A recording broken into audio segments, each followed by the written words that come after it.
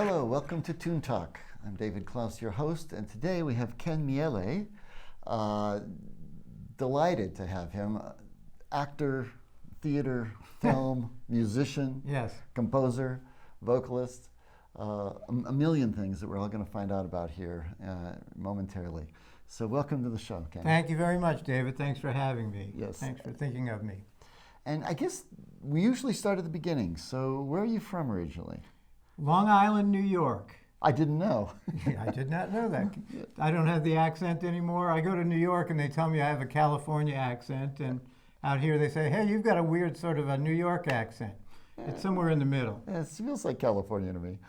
By the way, full disclosure, when I first arrived here in Nevada County, one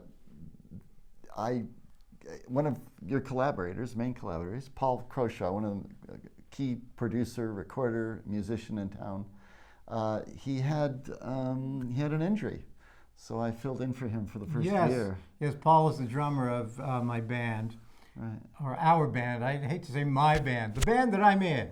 Right. And he broke his ankle or some such thing. Yeah, and David filled in, and you were wonderful, into it, fill in, excellent drummer. A good guy to have in the group. Well, thank you. Yeah, it was just absolutely my good fortune. It was an auspicious start to my time here. So you're in Long Island, and... All right, so I was a theater major in college, as was my girlfriend, and I was also friends with a couple of guys who lived in the city who were puppeteers and had a puppet theater going on. My girlfriend was friends with them, so we all got together and we became part of their puppet theater. In the city, you mean New York City? New York City. The city. The city. No, New York City. And it was called the Marco Puppet Theater. And we did, I want to call them psychedelic, avant-garde puppet theater. So this is in the late 60s, early 70s? Late 60s. Late 60s. And we created our own, we would write the scripts, we would record the vocal track, but we would also write and record with our playing instruments the background music in many cases. A lot of times we used other people's music. And we toured New York State doing universities and nightclubs with this. Pretty popular. Well, then my girlfriend moved to the College of Marin to do more theater, where she was partnered with Robin Williams a lot at the time, which was interesting. Amazing. Yeah. And we wanted to get to California because we were all big Grateful Dead heads. So we packed up all our gear in 2 vans and headed off to California doing shows along the way in colleges, nightclubs, Amazing. what have you. The stories, there's a lot of stories there, but I won't get into that. We get to Marin. We all move in on my girlfriend, who happened to have a great house 2 blocks from where the Grateful Dead's office was. Eventually, she kicked everybody out except me. They had to get their own thing going on. But, so we were right by the Dead. So we walked down to their offices and knocked on the door, and a little peephole opened. And an eyeball stuck out, and we held up our briefcase that said Marco Puppet Theater. And the peephole closed, and the door opened a crack, and a hand went like this. So we went in, and it was Rock Scully, the Dead's road manager, who said, wait here. And we went in a little room, and in came Bob Weir. And we showed him our stuff. We had pictures and what have you. The lead vocalist for the Grateful Dead. At this point, yes. Yeah. And rhythm guitarist. Right. And thank you for clarifying. And so he liked our stuff, and he said, thanks a lot for coming in, you know. And Right. off we went.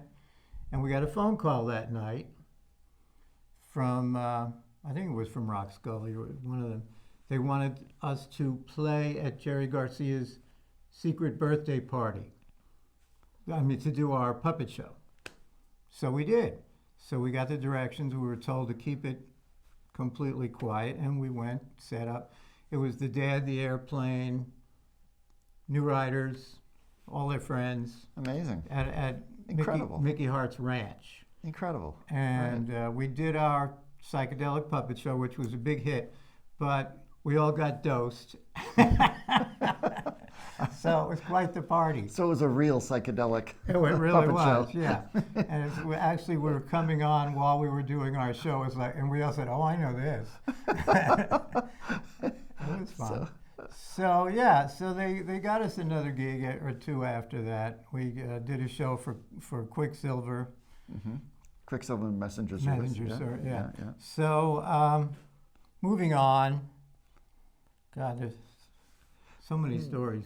Well, from there, how did you get into music? And I know you also spent time in movies, so we can approach that as well. Yeah, well, I got into music when I started playing the piano when I was 5 years old.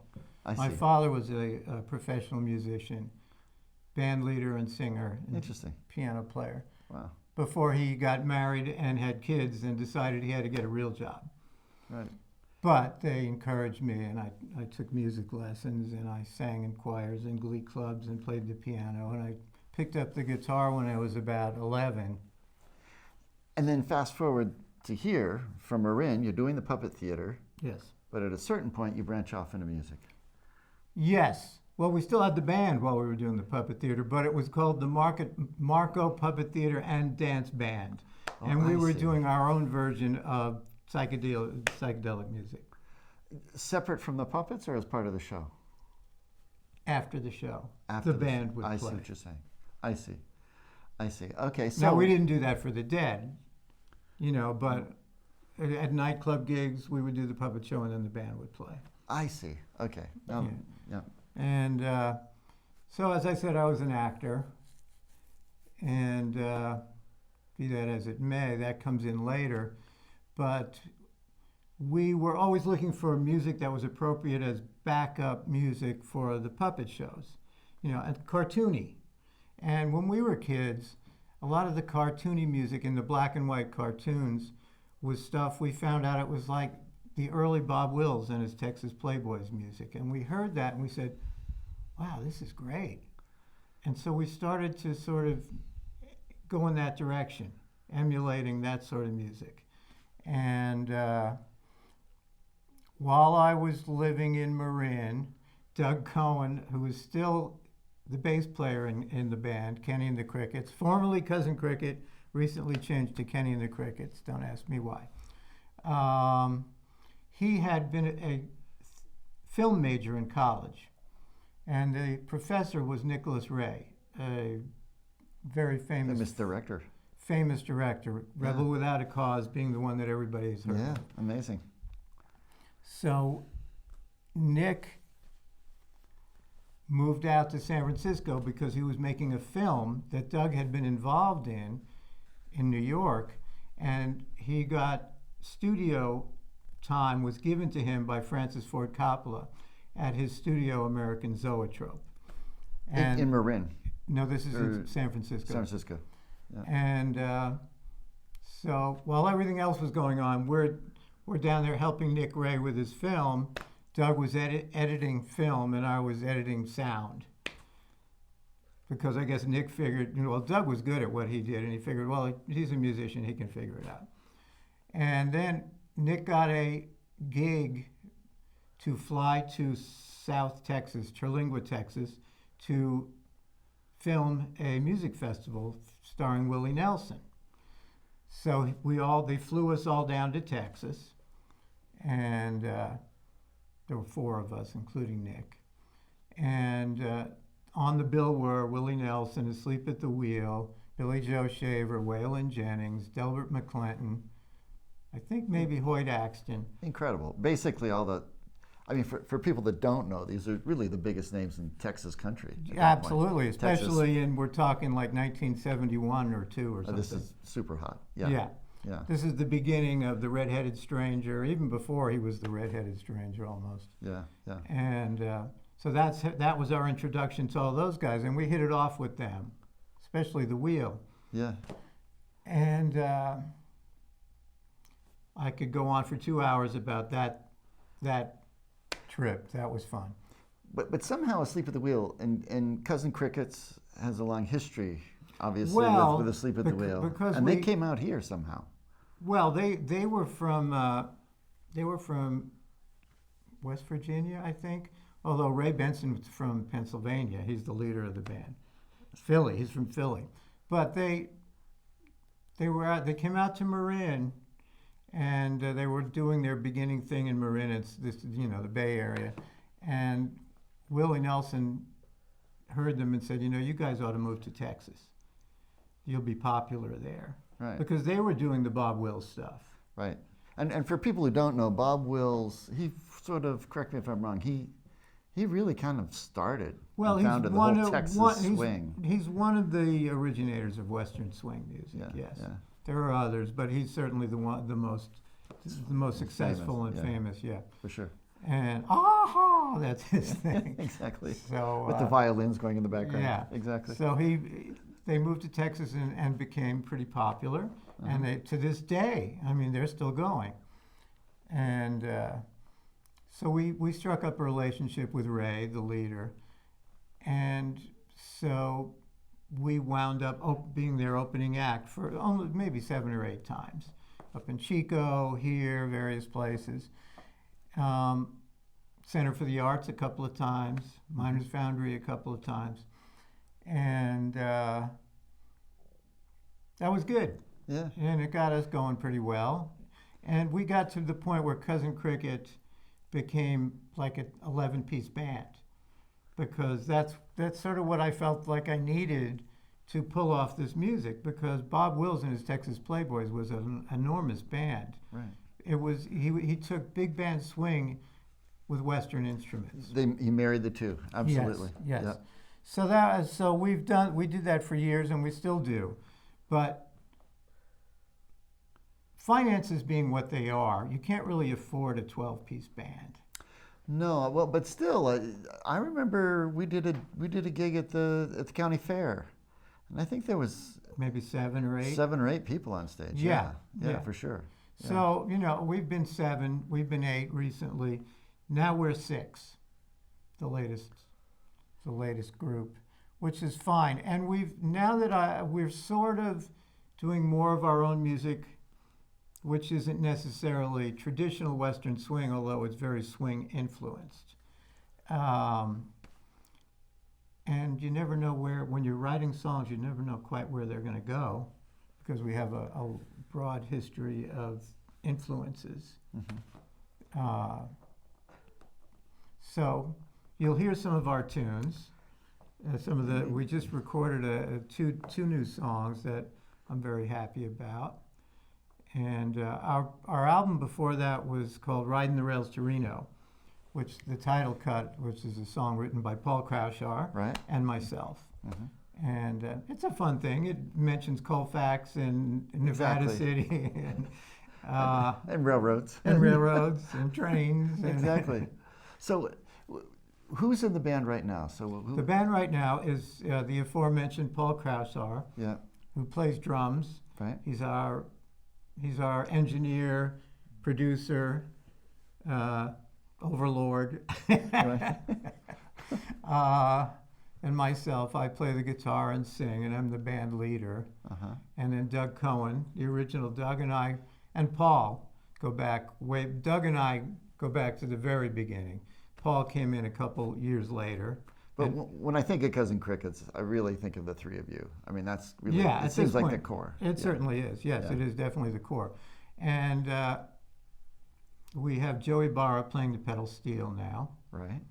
And he has been for a few years. And in the last couple of years, we have 2 new women vocalists. We've had many women singing with us over the years. Mm-hmm. And I love them all. They're all, I like having that female energy. Right. Not to mention the fact that they're all good singers. But now I have Christy Colombo, right, who's, I could go on, untouchable. She's a lovely, lovely singer and actress. And Heidi Grass.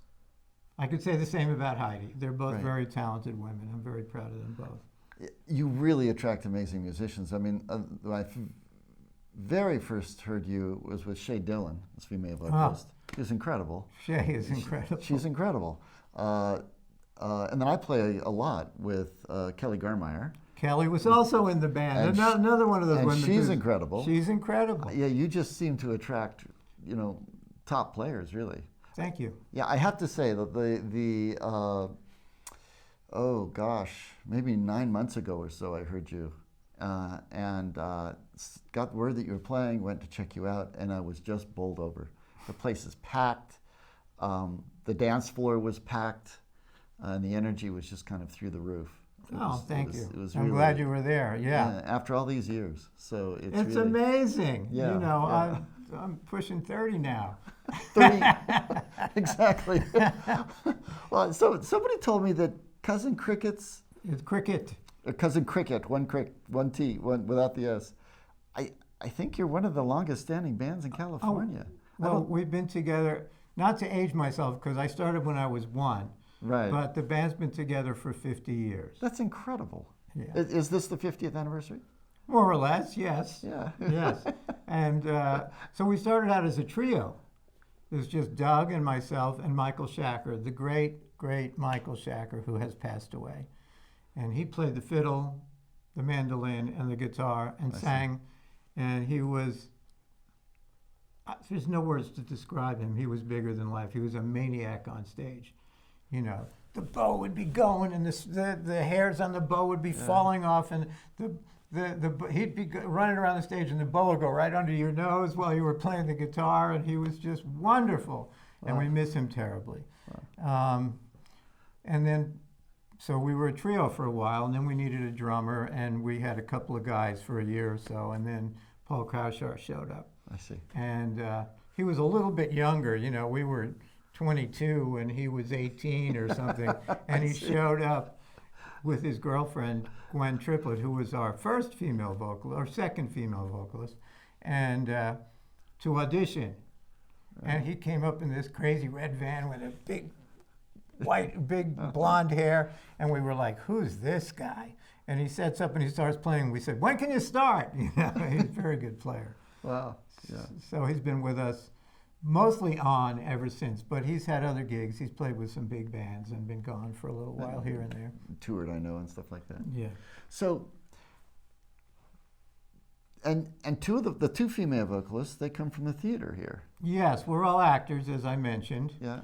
And I was a theater major in college, actually. Right. And I did some acting off Broadway in New York, and sort of gave it up, except as a hobby. For a long time, I was way into the band, and we were touring. We toured a lot early on, mostly around the western states. And I don't know how many years ago. Time flies. Right. One of my friends, suggested he wanted me to be in a play. You'd be perfect for Waiting for Godot at the Nevada Theater with Foothill Theater Company, and they're looking for a guy to play Estragon, which is basically one of the two leads. And for people who don't know, Nevada County, I mean, this show obviously focuses on the musicians in town and in the area. But the theater here it's equally impressive. There's just a remarkable... Absolutely true. Thank you for saying that. It's a remarkable community. There's an amazing theater community. Yeah. And I've seen a couple of shows. The only time I played for one was for an off-Broadway musical that they were doing. Off Broad Street. Off Broad Street, yeah. Yeah. Just incredible talent. Yes. Just amazing. I've worked a lot at Off Broad Street. I think I've done 15 or 16 shows there. Yeah. That's a local cabaret theater. And it's fun. It's a fun place if you've never been there. And then at the Old Nevada Theater, the historic Nevada Theater, downtown, which is the oldest operating theater in California, is where the bigger productions happen. Right. So I did Waiting for Godot and got, on my first shot out on the big stage, got nominated for Best Actor, Ellie Award, which is the Sacramento area awards. Amazing. Wow. And I did many shows with Foothill Theater Company. Then I moved to New York for better part of 10 years, although I was never not here. I was back and forth. But I got hired to be a puppeteer on television. Incredible. Yes. My old partner, Craig Marin, one of the original puppet guys, had moved back to New York with his girlfriend and did very well. And he created the puppets for Shining Time Station on PBS, which people, when I say, Thomas the Tank Engine and Friends, that was that. And so he hired me to come be a puppeteer on that show. And how long was that run? That was a 9-year run. Amazing, yeah. On and off, Right, There was sure. a lot of production, post-production time and everything. Yeah. So that Wow. was a blast. I don't know how I got Incredible. onto that, but No, amazing. So, well, let's take that and come back to here, your latest thing. my latest thing. Well, I just want to mention I just finished Honk the Musical for Sierra Stages, That's what I was referring to, yeah. which was a triumph, Yeah. artistic triumph, and it starred the aforementioned Christy Colombo and Heidi Grass, and I was also there, and it was a lot of fun. So yes, Heidi and Christy and I have done several shows together now for Sierra Stages, I see. and they're talented women. I can't say enough how talented these women are. They're younger. It's nice to have a young influence in the band, Yeah, for sure. and keeps us going. Yeah, well, very good. So, in closing, Yeah. what's in store for us for the next 50 years? I don't know. I know. So we changed the name of the band to Kenny and the Crickets. I'm not sure why, except that over the years, some people will say, what? And we sort of ran a bunch of names by, what do you think of this? What do you think of that? We also had a guy who wanted to be a manager for us, and he said, well, you should change the name. And so the girls decided it needed to be Kenny and the Crickets. Great. And I said, okay, whatever. It's a good name. It's Good fine. name. Yeah. Yeah, and what's in store for us is I will be continuing to act and continuing to be working to make the band better than it was before, which over 50 years it just keeps getting better Yeah. and different. I can attest to that, for sure. Yeah. And we have a show coming up at the Wild Eyed Pub on the 21st Of this September? month, and we're doing a show at Off Broad Street Theater, which is a fun place to do a musical show in November maybe 16th or something like that. You can check it out. We got some private gigs coming up and what have you, and that's what's going on. And we're recording it. We're finishing the album. Very good. And actually, we'll close out with this, and maybe you can kind of set it up. What's the name of this song that we'll be listening to? This is an original song written by Paul Kraushaar and Shay Dillon, Really? and Okay. performed by Kenny and the Crickets, and sung by the incomparable Christy Colombo. Very good. So that's it. Thank you very much. Thank you so much, David. What a Really, pleasure. it's just an honor. It's just great. So that's it. And until next month, thank you.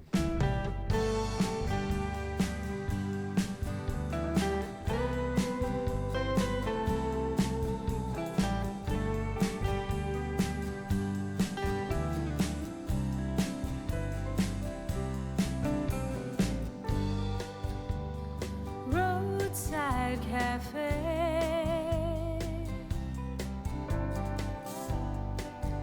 It's your night on stage. It's just karaoke tonight.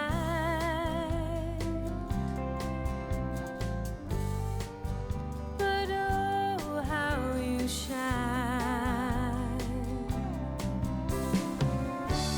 And everybody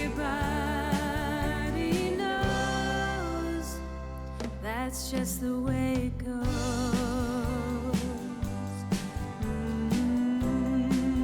Another dream down the road.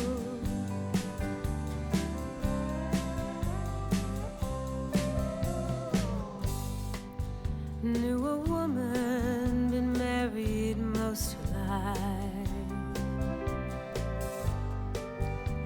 she wanted was to be a wife.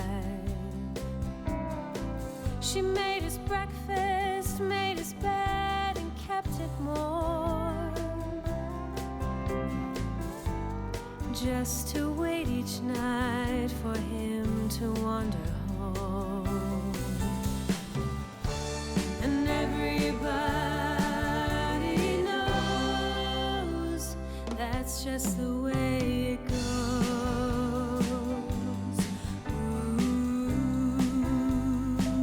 Another dream down the road.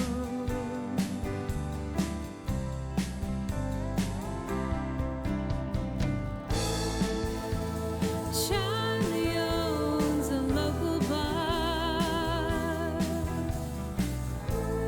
Always dreamed he'd be a football star. He still talks about his glory years, his winning touchdown, his senior year.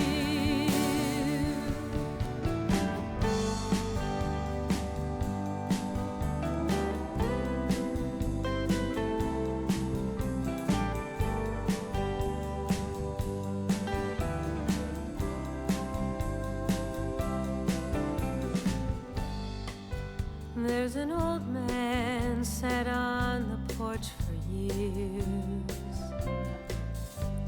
and every time he talks his eyes well up with tears, thinking about what coulda, woulda, shoulda been. Remember this, remember that.